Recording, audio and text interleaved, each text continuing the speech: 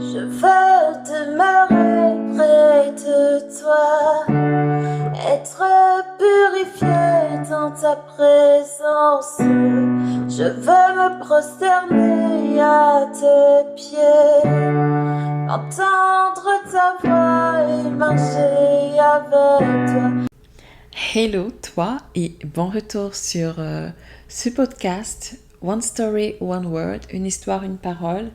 Aujourd'hui, j'ai envie de partager des premiers passages, pas forcément des premiers passages, j'aimais ce verset mais je ne savais pas exactement d'où il venait.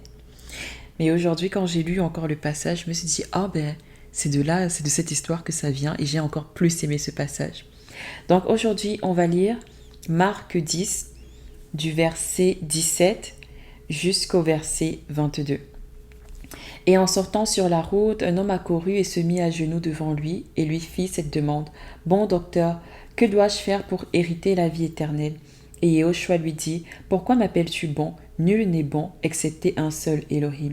Tu connais les commandements, ne commets pas d'adultère, n'assassine pas, ne vole pas, ne dis pas de faux témoignages, ne fais aucun tort à personne, honore ton père et ta mère. Et répondant, il lui dit, docteur, j'ai gardé toutes ces choses dès ma jeunesse.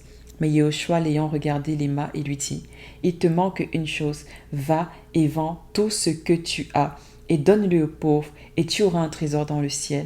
Et viens et suis-moi en te chargeant de la croix. Mais affligé de cette parole, il s'en alla tout triste parce qu'il avait de nombreuses propriétés. Et du coup, le passage que j'aime vraiment beaucoup ici, c'est le verset 21 où on dit « Mais Yehoshua l'ayant regardé l'aima ». J'aime trop ce passage. J'ai juste envie de le relire et le relire encore. Mais je dois faire mon petit commentaire, d'accord? Ce que je trouve particulier justement dans cette phrase où on dit « Mais Yehoshua l'ayant regardé l'aima », c'est que c'est Jésus là. Il a la capacité de voir les cœurs des gens. Et justement, quand tu vas regarder ce terme, regarder dans le grec, ça veut dire aussi voir spirituellement quelqu'un. Et ça peut aussi vouloir dire regarder physiquement quelqu'un. Ce que j'aime, c'est que Jésus, il lui a cité tous les commandements qu'il devait faire. Absolument tout ce que la loi mosaïque prescrivait. Ne pas faire du tort aux gens, ne pas mentir, ne pas faire de faux témoignages, ne pas assassiner et tout. Et le docteur, il se retourne et il dit à Jésus, moi je fais déjà toutes ces choses-là. Et Jésus l'a regardé et il a aimé. Mais ce que j'aime, c'est que vraiment, il a regardé sachant ce qu'il avait dans son cœur. C'est-à-dire comment il aimait ses richesses, comment il aimait ses biens. Et qu'il n'était pas prêt à abandonner ces richesses-là réellement pour suivre Jésus. Mais Jésus l'a quand même aimé, malgré l'état de son cœur. Et justement, ce passage la montre aussi que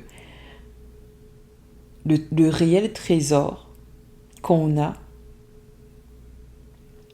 c'est notre cœur.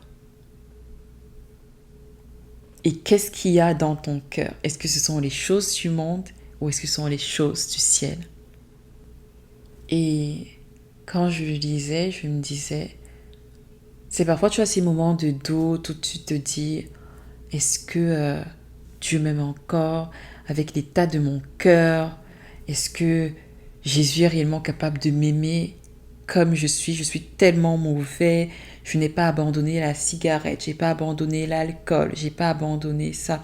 Et je ne dis pas ça pour justifier le fait que tu ne devrais pas abandonner toutes ces addictions, tu ne devrais pas abandonner le péché, tu ne devrais pas abandonner les calomnies, les mensonges et tout. Mais c'est pour montrer à quel point l'amour de Dieu est tellement inconditionnel.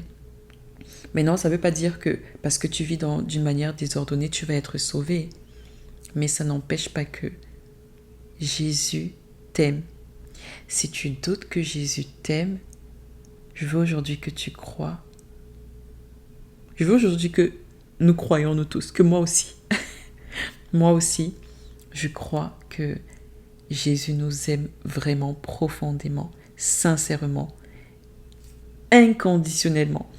C'est parfois, tu peux chanter des chants qui disent que tu m'as aimé de manière inconditionnelle, mais je veux que maintenant, quand tu vas penser à l'amour de Dieu qui est inconditionnel, tu penses à cet homme-là qui avait les richesses dans son cœur, que Jésus a regardé et il a quand même aimé. Donc j'espère que ce mini-podcast t'a béni et puis on se dit rendez-vous à notre prochain podcast. J'espère que tu seras là. Abonne-toi, partage, aime, commente et puis sois béni.